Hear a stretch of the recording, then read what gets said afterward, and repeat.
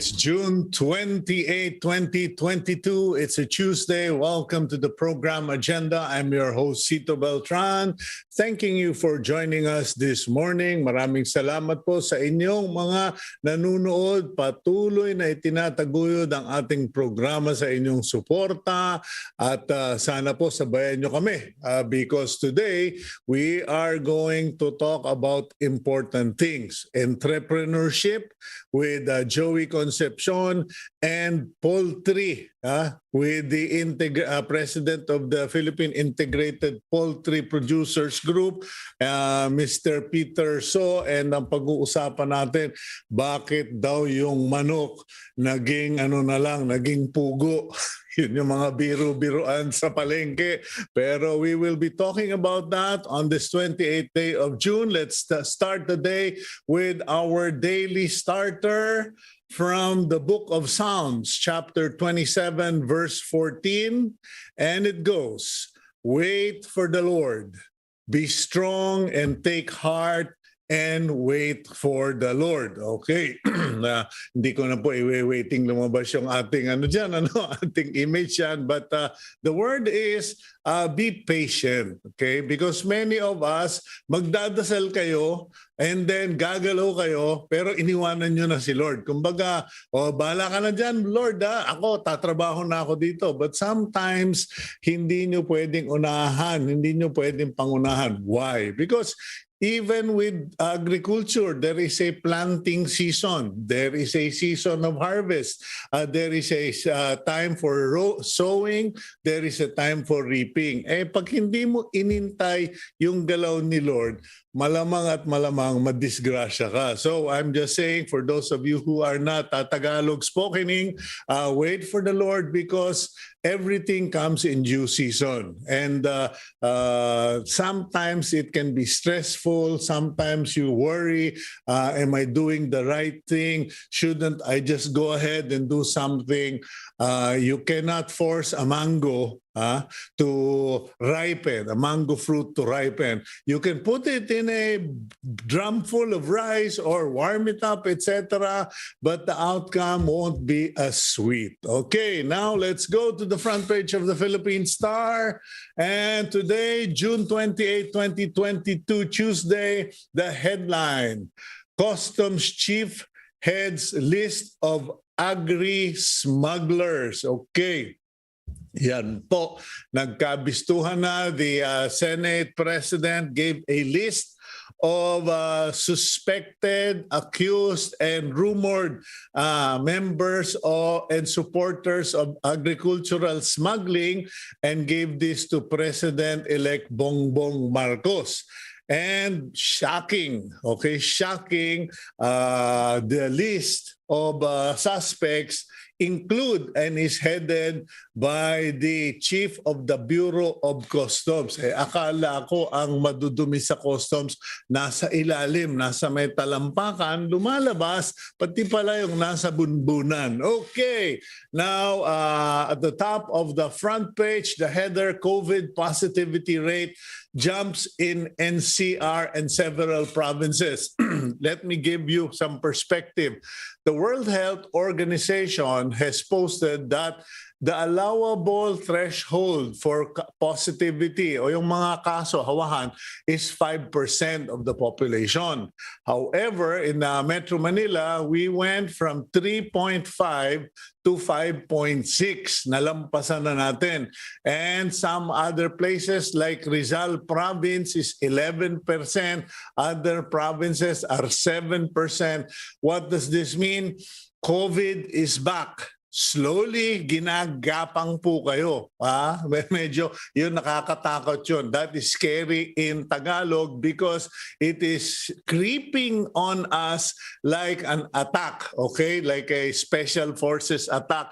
They are creeping, you don't notice it, and some people like us, me, are sounding the alarm kasi baka pasyal kayo ng pasyal, mamaya nyo kamo, matamaan kayo ng COVID. I already have one member of my family, one of my nephews got COVID this week. One of the team members of Agenda got COVID this week or last week. So please, it's here. Let's all be careful. Okay. Meanwhile, at the top left of the front page, we have a photo of Baste Duterte, Mayor-elect of Davao City, taking his oath of office surrounded by the Duterte family, particularly PRRD, his wife, and the wife of Baste, the children, and Vice President Sara Duterte. To the right of the front page, upper part, for fifth straight week, diesel prices have gone up, by 50 centavos per liter, okay? And now we will go to the others. That center photo of the front page, you have a parade rehearsal being done by soldiers in front of the National Museum. Okay. And then we have Liwasang Bonifacio, two other sites designated as Rally Freedom Parks. Second gentleman of the United States, kumbaga the husband of the U.S. Vice President, Mr. Emhoff, Douglas Emhoff will be attending the inaugural of President-elect Bongbong Marcos. Okay. And that's the photo there of the second gentleman, Douglas Emhoff, shown with Kamala Harris. Okay. Meanwhile, to the left of the lower half left of the front page, French-Filipino mural was put up at the Bonifacio Global City to commemorate the 75 years of French-Filipino diplomatic relations. Okay. Last but not the least, outgoing Vice President Leni Robredo yesterday administered the oath of office for Senator Risa Ontiveros as well as the new leader of the opposition. Ayan na po. That's all we have for the news. And let's now go to our interviews. Let's talk about entrepreneurship, the 3 M's, and what is in store for Filipinos who want to go into business. Let's introduce our first guest, a regular here on Agenda. Joey Concepcion currently serves as the Presidential Advisor for Entrepreneurship. He is also the founder of the non-profit organization Go Negosyo, which advocates for entrepreneurship among Filipinos. Concepcion has also taken an active role in the country's COVID-19 efforts through initiatives like the Project ARC. Okay, about 2 weeks ago, if my memory serves me right, Presidential Advisor on Entrepreneurship Joey Concepcion met up with President-elect Bongbong Marcos, where they discussed mostly the issue of entrepreneurship in the country. And as a result of that, President-elect Bongbong Marcos said that there is much more that can be done to help the country's micro, small, and medium enterprises, or MSMEs. Let's find out from Mr. Joey Concepcion what took place and what will be taking place in the future. Joey, good morning. Good morning, Cito. Okay, would you care to share with us what you and BBM talked about regarding your meeting? Well, that's about 2 weeks ago. Actually, our meeting was quite good. It lasted for maybe a little over an hour, and at least the president was very punctual. He was there on time, and that's something that is good moving forward. I thought the president also was very open. He sat down. It was actually the first time I met him. We maybe talked in our candidate talks during the election when we interviewed the president, BBM, during his campaign rallies, and he attended both events. And And we were really surprised that he really participated. And he said because he believes in what we do. And our conversation really focused on three areas: the pandemic, high rising prices, and the MSMEs. No, and I told him our efforts over the last 2 years, especially the private sector, my role was to see to it that we open the economy, and that was very important. I explained to him that we're moving towards an endemic state, but the transition from pandemic to endemic and how we move out from the public state of health emergency, because we still are under public health of state emergency, expires in September, that eventually this responsibility of taking care of the people should be shared. So eventually, hopefully, when the public state of emergency is removed, then companies, the medical companies who brought these vaccines will apply for CPRs. So I explained to him, as they do that, then vaccines will be sold in the drugstores with prescription. We continue to buy it similar to flu vaccines, etc. And the government will hopefully continue to buy for those poor people who cannot afford to buy vaccines. So that was what I mentioned to the president.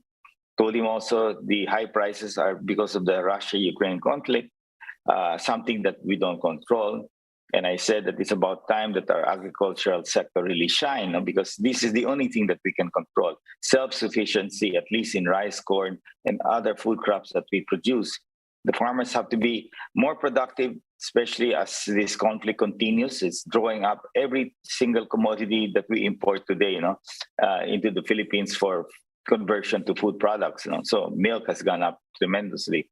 And of course, you can see energy costs. So agriculture is very key. And I told him the third is, of course, our MSMEs. And we've been doing that for the last 16 years. It will take time to really help everyone, especially the pandemic has pushed people backward because of the lockdowns. And I told him the challenges these MSMEs face, not only those that are in business here in Metro Manila, especially yung mga micro farmers natin, they have to be helped. So it was a very productive meeting, and we moved on. And I invited him to speak in our MMOW, the 3Ms on Wheels in Quezon City last weekend. And he couldn't make it, but he sent a video message. Okay, now, I actually took note of that 3Ms kasi alam mo naman ako, I always pick up on those abbreviations. Akala ko yung kumpanya na pang sticker. Sabi ko, ano ba itong 3M? Will you please invite Joey Concepcion to explain these 3Ms? Because I know him. He likes these abbreviations, but there is more to the 3Ms. What exactly is the 3M? Actually, the 3Ms is nothing new. We've been doing that for the last 16 years, basically called Mentor Me on Wheels. But it's not only mentorship that we have been pushing for, and all our programs with DTI and DA focuses on actually 3Ms: mentorship, money, and market. You're an entrepreneur, I am an entrepreneur. What's very important is we need a mentor, either our father or people, our advisors. That's very important. But of course, you need the money and the market. So you need money to start your business. You need money to fund your growth. So importante rin ang pera. The third one is market. If there is no market for your product or service, then you cannot be an entrepreneur. Bankrupt ka agad. So those are very important. And this is the basic principle that we teach people and who are entrepreneurs, that how to look for a mentor. How do you choose that mentor? Number two, what banks can you connect with? Either microfinance institutions, rural banks, street banks, commercial banks, etc. And then market, both offline and online. Basically, offline, we know that if you're a sari-sari store, your market is simply the platforms, the people that come to your sari-sari store. But you can also go online and start to sell some of your products that are differentiated from others. So digital marketing and digital platforms have blossomed in this pandemic, whether it's PayMaya, which is now called Maya, or GCash, or many other e-wallets. They are revolutionizing and really giving the digital platforms a great opportunity to help give people choices. Okay, if you don't mind, Joey, can we break it down? Because, okay, mentoring. Once upon a time, I used to take part in your Go Negosyo campaigns. I did one or two sessions on mentoring, and most of the time I hosted your or emceed some of your events. And but COVID ruined it all. Now, as much as I want to volunteer my time as a mentor, mukhang wala na. Have you restored that already? Is that off and running once again, or are we still Yes, no, waiting? nope. We have not stopped. What we shifted to was online mentoring during the pandemic. No, Mhm. so with our partners with DTI and DA, we were doing online mentoring. No, it's called Kapatid Mentoring Program. No, KMME program. It's a structured mentoring program. So natuloy namin yan. But Mhm. we started to bring back the face-to-face. No, even with the rising infection, we continued. No, because we have to move on with our lives. And when I came from Europe, even with rising cases, people were moving around. No, Mhm. buti pa dito, lahat tayo nakamask. Diyan sa Europa, walang mask. No? So, and that's why we had a tremendous crowd. And hopefully in the next one, Cito, you join us again because you are an entrepreneur. And what is fulfilling is that not only that the mentee appreciates your time. No, we had Doris Ho there, we had Crispo, we had Michael Tan. So we have some icon mentors, and we have other entrepreneurs of done well who want to give back. And the best way of giving back is spending time. And I could not even I couldn't have lunch because we had close to 3,000 mentees all lining up, coming from the provinces. And my apologies to those who couldn't enter and really participate. We didn't expect this number of people. So we were able to cover about 1,300 mentees that day out of 3,000. So moving forward, we will refine it. But you can see that the demand for help is so high, no? And But we what had about 150 mentors there also. Go ahead. Yeah, but what about the supply? The demand for mentoring is very high. There are a lot of people looking for knowledge. And it seems that because of COVID, we've all become dependent on YouTube and Google. But what about all the retirees, the people who have so much experience and who are looking for something with purpose? Can they sign up as mentors, or is there a very selective process that they have to go through?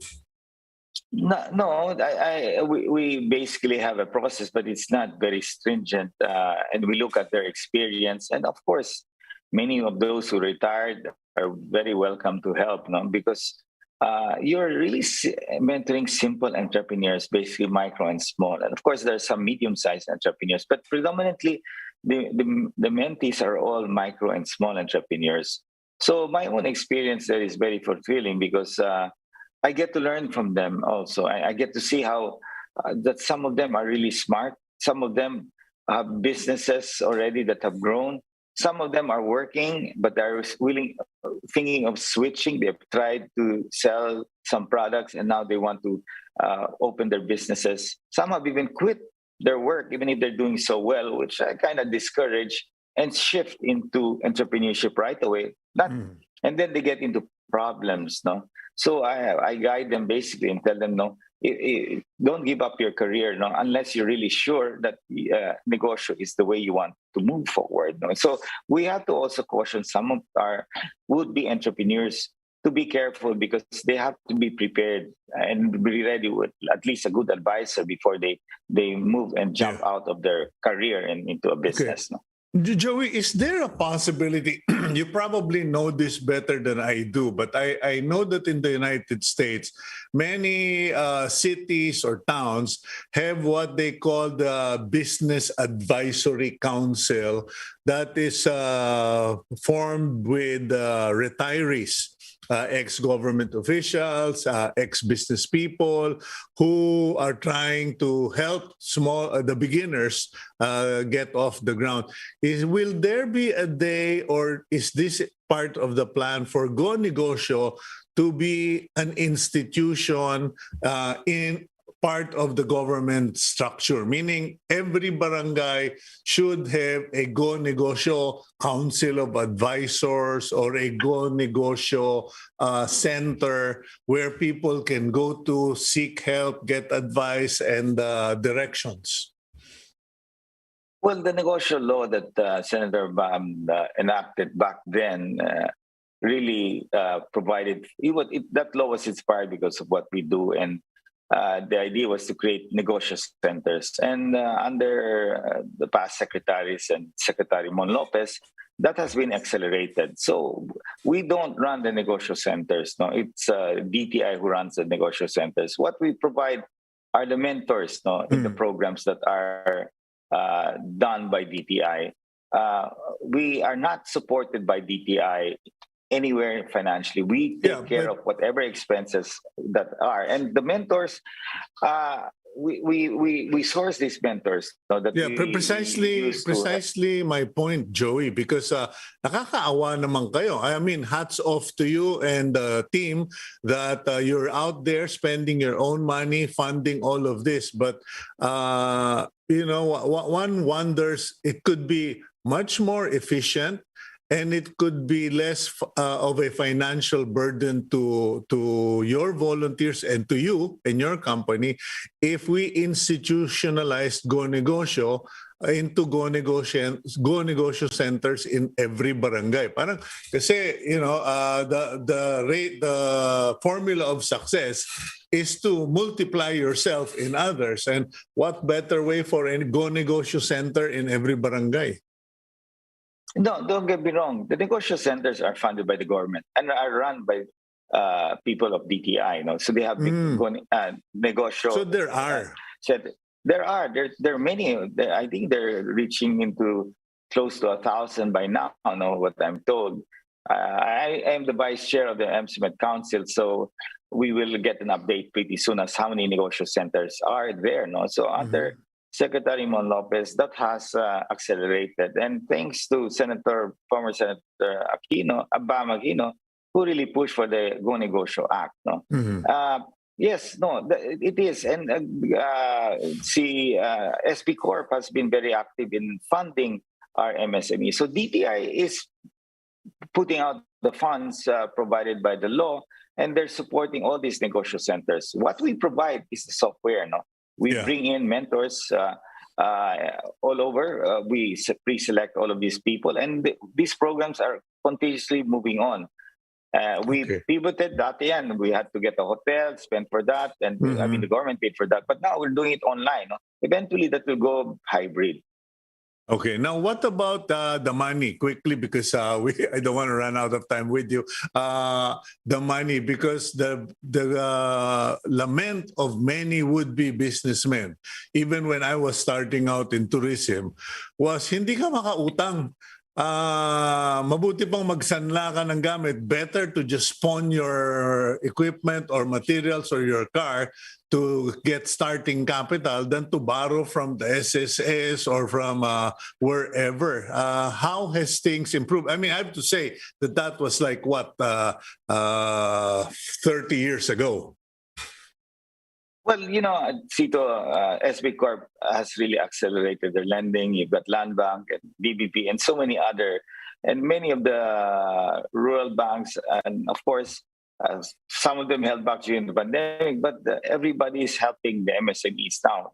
The nice thing now is we have the e-wallets out there, and these e-wallets are being converted into bigger platforms that it's not only an e-wallet, but as they see your paying habits, they will be able to lend you. So you've got GCash, and then you've got now PayMaya, which is now called Maya, which is a digital bank. I met them yesterday. They have got wonderful programs. And then I will be meeting John Henry Lolier of Cebuano Lolier. He also has. So more and more of these platforms will connect with the MSMEs. So once we have all these platforms really out there, because they will lend money basically on your ability to pay. So this is the way forward. More banks are moving towards digitalization, and that will create greater access. And the e-wallets are the game changer, because every yaya, almost every household out there, and the poor are now more adapted to the e-wallets, which was very important to turn this economy into a digital economy.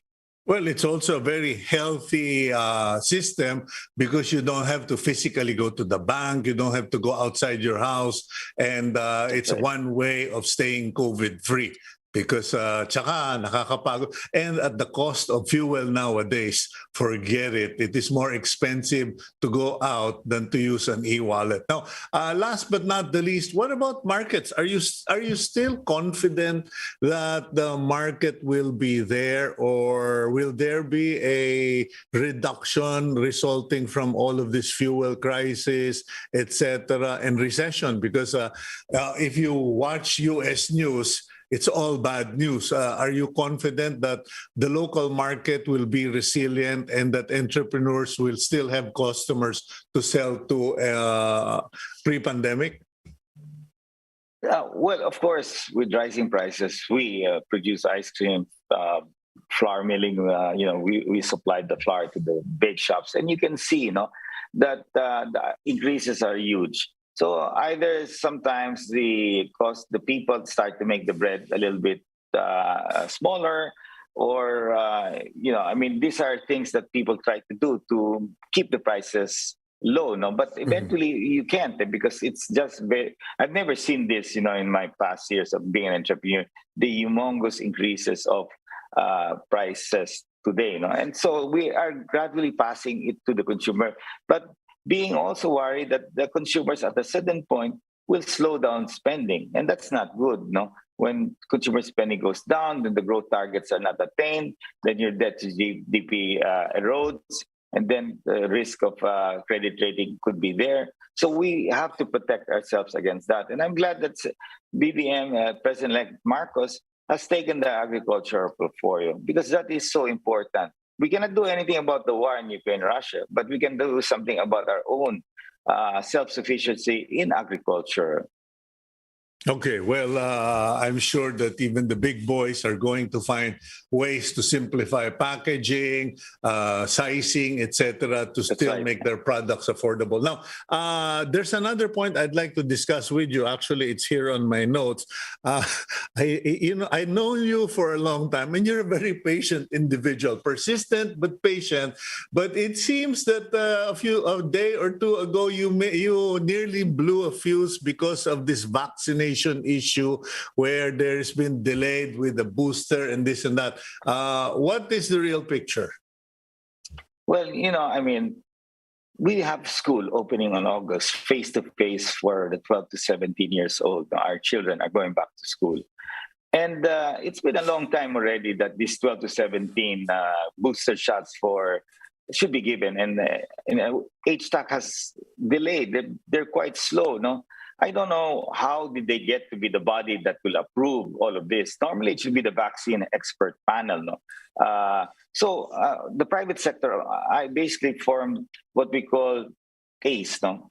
And this is a group of advisors that we put together that will guide us through. And they all are supportive of what we're doing. And they feel that the health technical advisory assessment council, it has to be more attuned to times that we are in a pandemic moving to endemic. We have to do what we have to do, inoculate the 12 to 17. And the other appeal that I had is, right now, the coverage for the second booster is only 60 years old and above. And I'm appealing to them, why don't we make it 50 years old and above? So all of these are already done in America for the past so many months. 12 to 17, wala nang problem. America's doing that, matagal na yan. And they're also giving 50 years and above, the booster shots. So why are these people overthinking when the manufacturers of the vaccines come from America? They are quite respected in the field of health, and these are the best minds out there. And here we have HTAC holding hostage are 12 to 17, and these kids are going to school. So are we going now to delay the face-to-face because they're not vaccinated? Of course, as parents, you will be concerned with your children if they go to school unprotected. And we want them to at least have their first booster shot. So this is why not only am I myself, but our advisors that we put together, so sila Doc Edsel Salvania, Ted Herbosa, Solante, and Nini Gloriani, and countless of others, Father Nick, as Reac was there, they're also quite frustrated on how HTAC is. No? And parang silang boss, hindi yung DOH. So parang who's the one running the health department now? Is it HTAC or is it DOH? No? So this is the frustration that we have. And by the way, Cito, these vaccines are not pangmatagalan. They, of course, like every medicine, they do expire. So where is the sense of urgency? Our vaccines for June have expired. We have some vaccines, they're going to expire in July. We have some vaccines on August, September. There are timelines. So we are there must be a sense of urgency. And that is my frustration. And I mean, being private sector, I'm not a doctor, but my God, we should know when things have to move fast. No? Well, it was because of the private sector push headed by yourself that certain things were fast-tracked, or else we would have all died in the kingdom of bureaucracy and delay. But having said that, I don't want to editorialize here, but I agree with you. But what about the ACE, or the Advisory Council of Experts that you formed? I mean, the members of that council are the cream of the crop. Nini Gloriani, everyone. Can't they take up a position or go to the president or go to the Secretary of Health and say something has to be done? I mean, is the HTAC the supreme authority that no one can question? I mean, I don't think they're even, they're much, are they officially a government body with constitutional protection that they can reign supreme? Well, I don't know the mechanics on how they were formed, but it's part of WHO's requirement that the government forms these bodies. I don't know why it's HTAC that is in charge, but to me, it should be the vaccine expert panel, no? Headed by Nini Gloriani, Dr. Solante, and etc. No? So, yes, the part of the A's are really the best of the best that we asked to be our advisors, because I worked with them through the pandemic. Gamay na nila itong situation natin. So they know. And of course, they also know the urgency of the 12 to 17. If classes were not opening, okay, maybe fine, but we want these kids to be protected. And of course, our vaccines will not last forever. So we know when they're expiring. So we're trying to get them to be given these vaccines before they expire. No, okay. So this is the sense of urgency that we're just saying. Okay, we'll help you push for that. But last 2 minutes, just my last question: are you confident that we actually should go ahead with face-to-face, given that there has been a creeping attack of COVID cases? We have gone here in Metro Manila from 3.5 to 5.6 past the WHO line, and then in Rizal, it's already 11.3, etc. Are you confident, or do you feel safe of continuing with the face-to-face plan? Yes. I've been to Europe. Cases were even higher than the Philippines. And in the countries I visited, nobody was wearing face masks, indoor and outdoor. Everything was like normal. So what we've seen here is that we're not saying let's copy them. In fact, the ACE group has convinced me that even outdoor, we should continue to wear face masks as infection is going up. But the basis of alert levels being adjusted should never be infection levels, but hospitalization, HCUR, capacity. That is the most important. And we all agree that is the basis. But our hospitals are not full, are empty. Most patients are non-COVID patients, and all these doctors will tell you the same thing.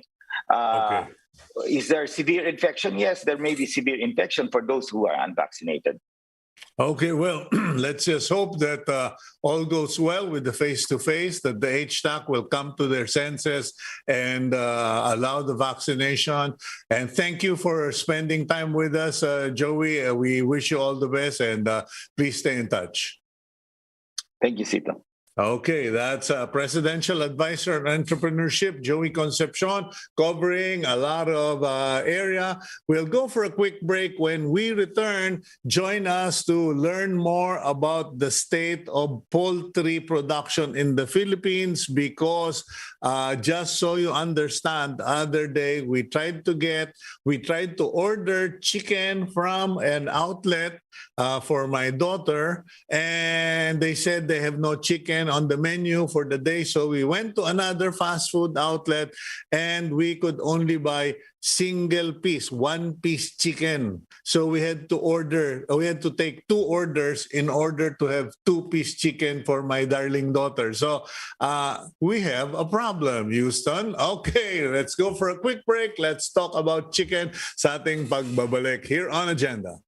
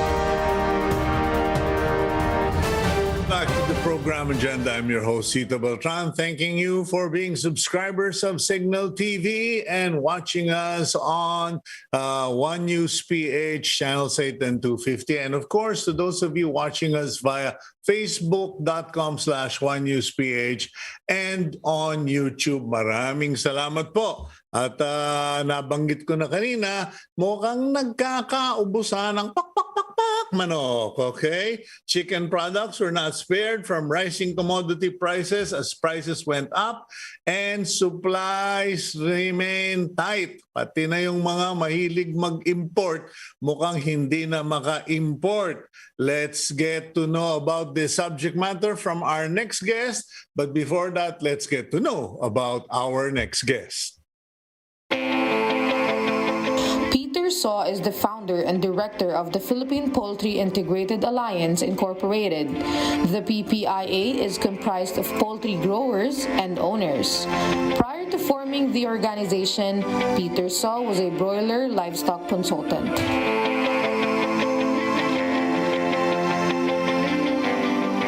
Okay, welcome to the program, Mr. Peter Saw. Kamusta po sila? Good morning, sir. Okay, audio ko, sir?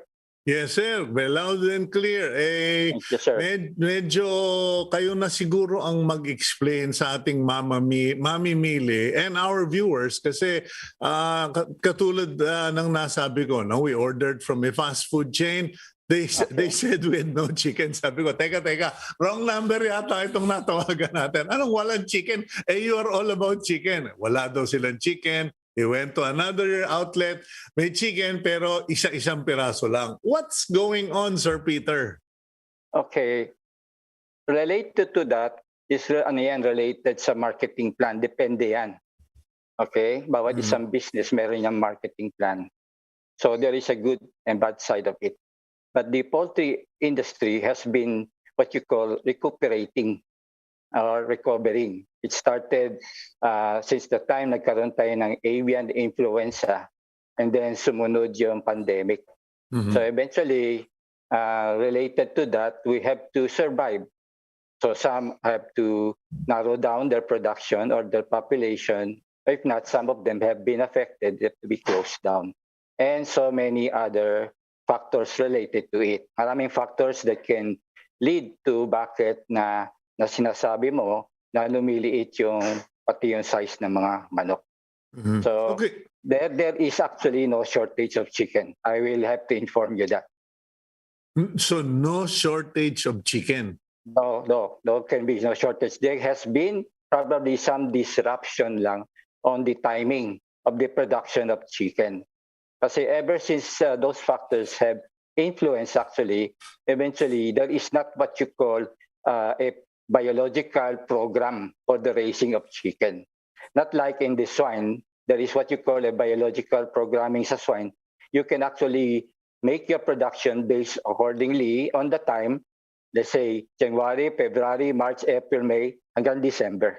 No, kumbaga, so for our viewers, no, ladies and gentlemen, what Peter So is talking about is the breeding plan and the rearing plan. Kasi may mga magbababoy like me, I had a very, very small backyard piggery, and we would raise piglets in time for Christmas, in time for fiesta, in time for graduation. So, ganun yung style ng mga magbababoy. Dito naman sa mga magmamanok, it is essentially based on what, Sir Peter?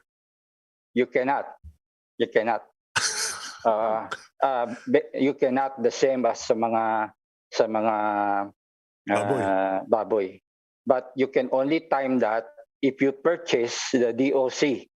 Day old the chicks. proper time, day old chicks, and then you predict when makaka-harvest ka. Okay, But kasi traditionally, Sir Peter, ang raising ng manok 45 days. Kanya nga nausa yung sir, 45.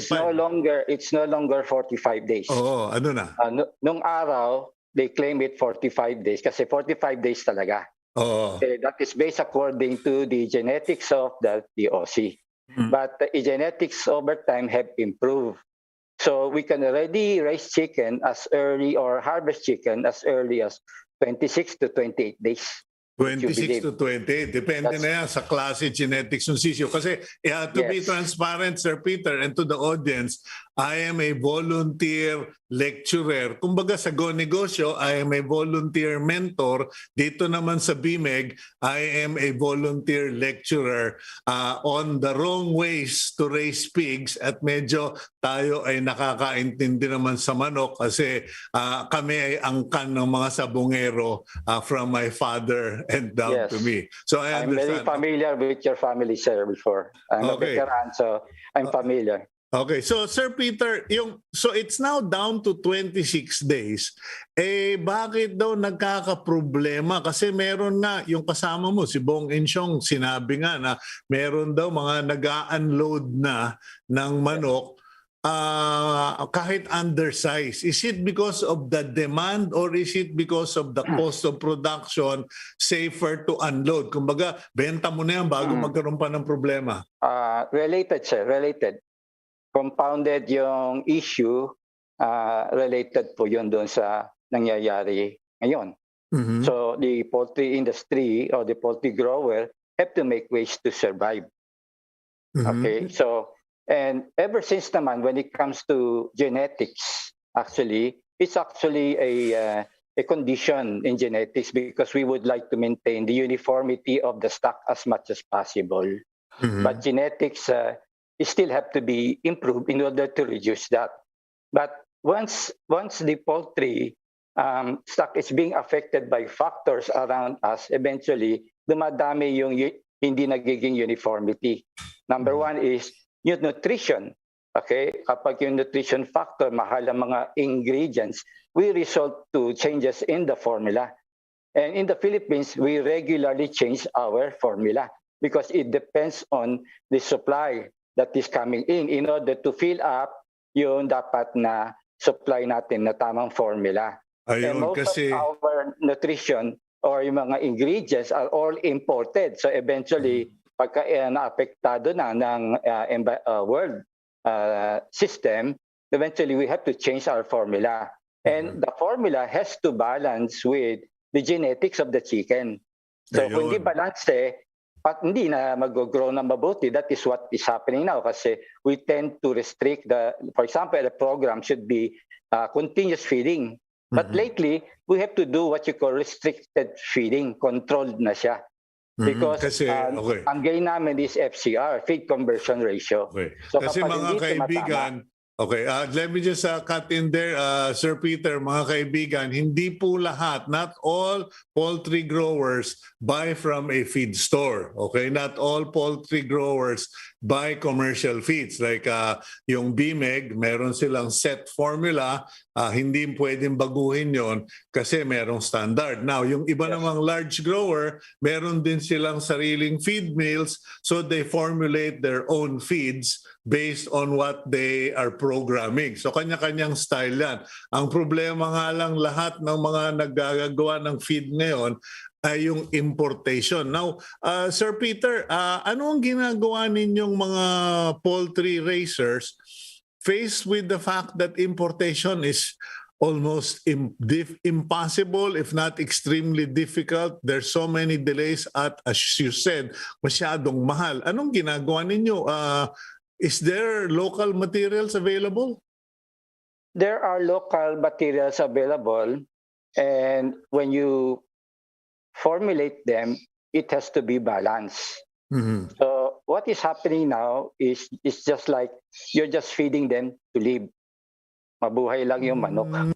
Okay, extender, feed extender.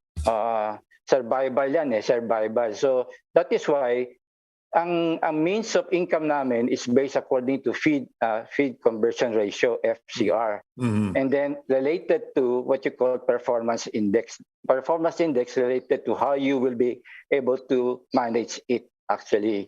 Okay, yung feed conversion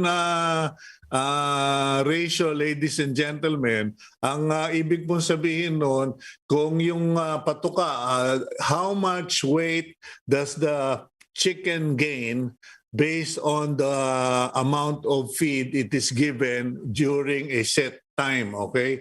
Kasi Yes, sir. kung mabagal po ang paglaki ng manok, talo yung magmamanok.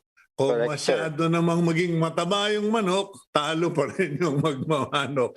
Okay, so go ahead.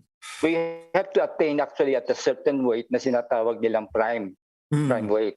So ang prime weight natin is an average of 1.6, 1.7 kilos with an FCR of at least 1.4 to 1.5. So once you hit lang 1:1, there's no profit actually. So eventually, there's no profit. Okay, totoo. Kasi may labor ka, may kuryente ka. Pagkatapos yung sisiw, yung day-old chick, binili mo pa. Okay, So eventually, related to it, there is now an issue on what you call on the classification of the chicken and related to its price in the market.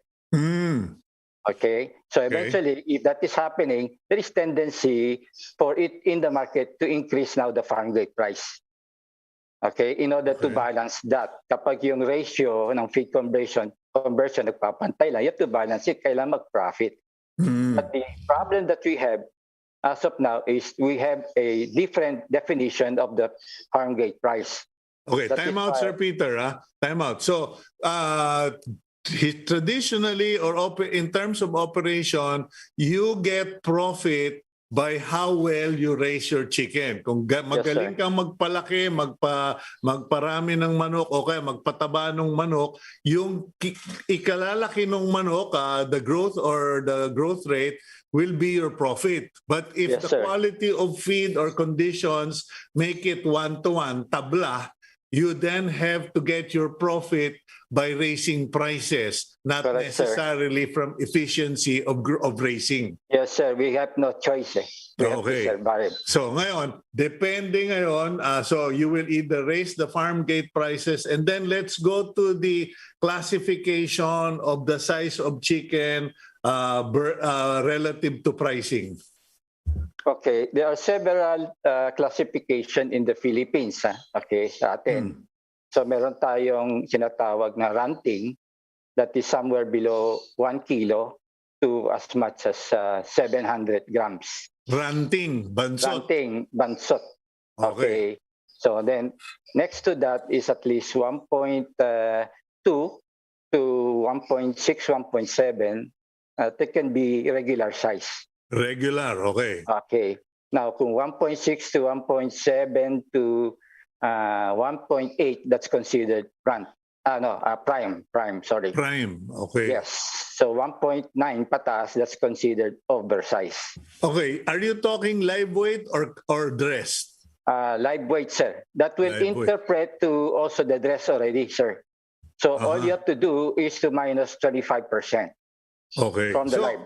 So from live weight, kung ang live weight is 1.5 minus 25%.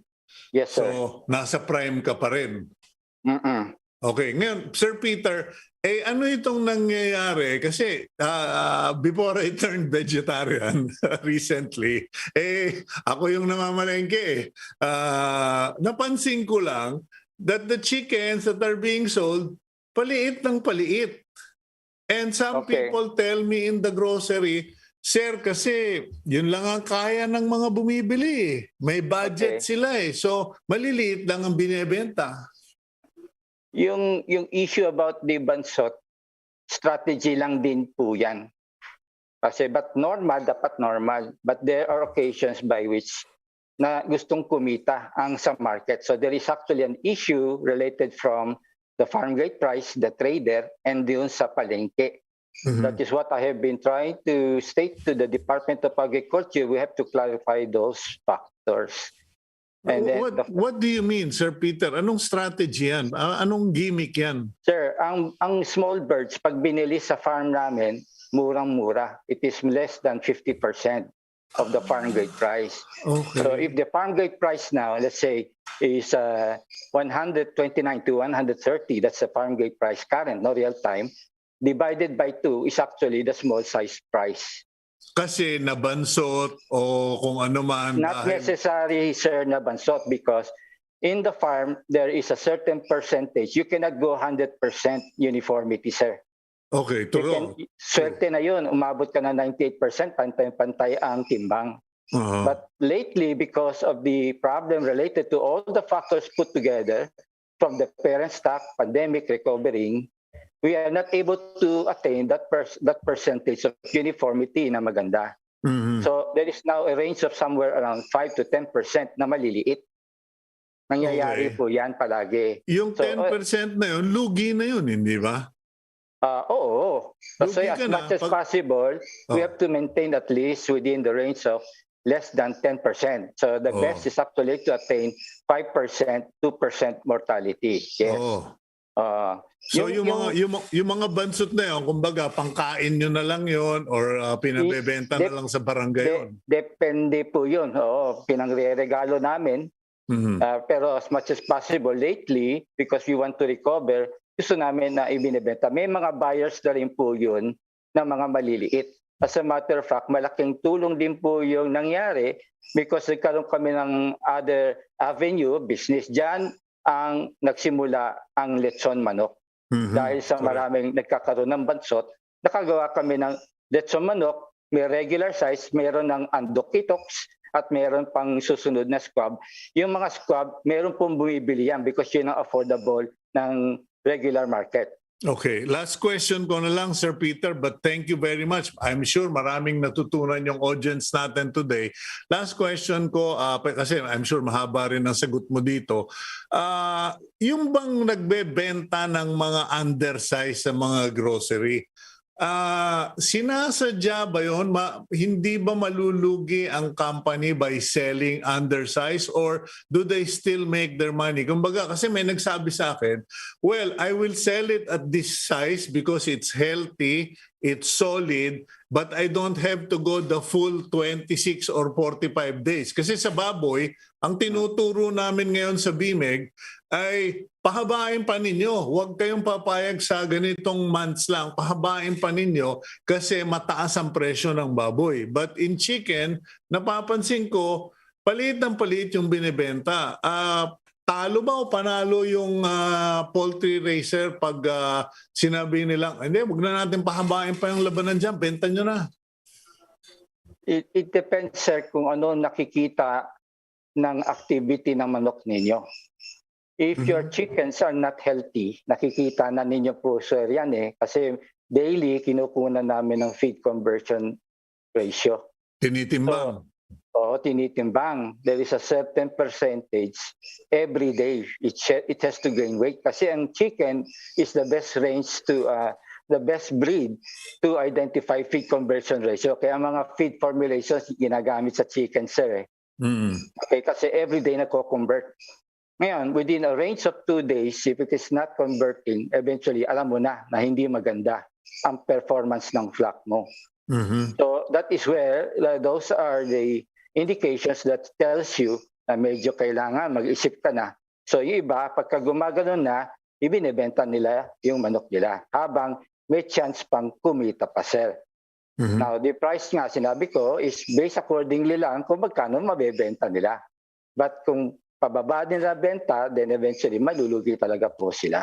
Okay, Sir Peter, hindi na biro mag-poultry kasi most people might be thinking na ang poultry houses ngayon ay gawa pa rin sa sawali, nipa at kawayan. Yung mga poultry houses, alam ko ngayon 250 million, 300 million ang capital requirements, high-tech na, masyadong mahigpit na ang DENR at DILG. Yes, sir. Dumadami pa ba ang mga miyembro ng grupo mo or ng Philippine Poultry Integrated Alliance or is it a dying breed? Medyo tama na medyo lumiliit because there is now what you call as the loss of prime agricultural land. There is no guarantee of tenure and then that is the problem because nga there is no institution to protect us related to the of this loss of prime agricultural land. Pero hindi ibig sabihin kami ay lumiliit. Kaya kami mukhang lumiliit kasi pinapasarado po kami ng mga municipalities. Based accordingly to what they say, the executive order of reclassifying the land. That is our problem, sir. Kasi pinaglaban ko yan dati sa lugar namin. Nakalagay sa title, it was stated in the title, prime agriculture land.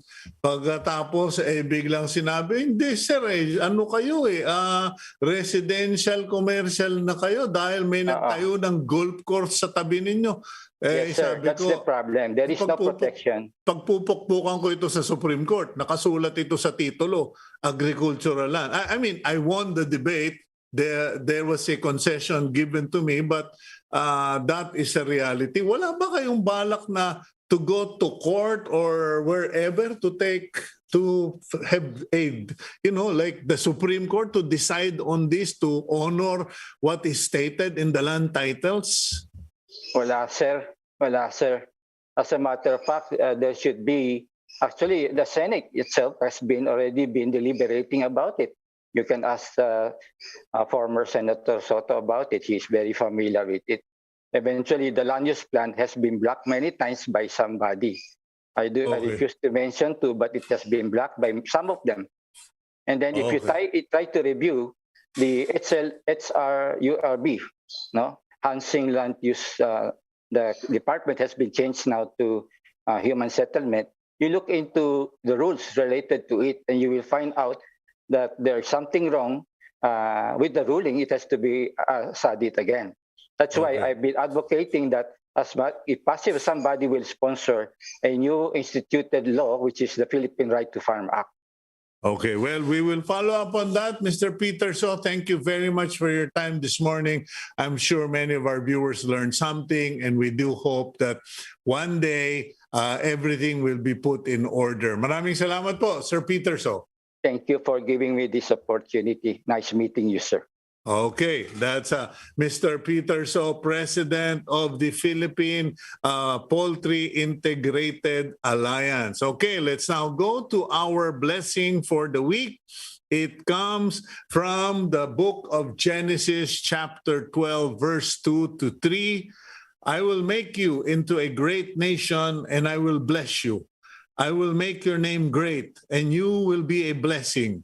I will bless those who bless you, and whoever curses you, I will curse. and all peoples on earth will be blessed through you. And that's today's agenda. Please keep it here on One News. God bless all of you.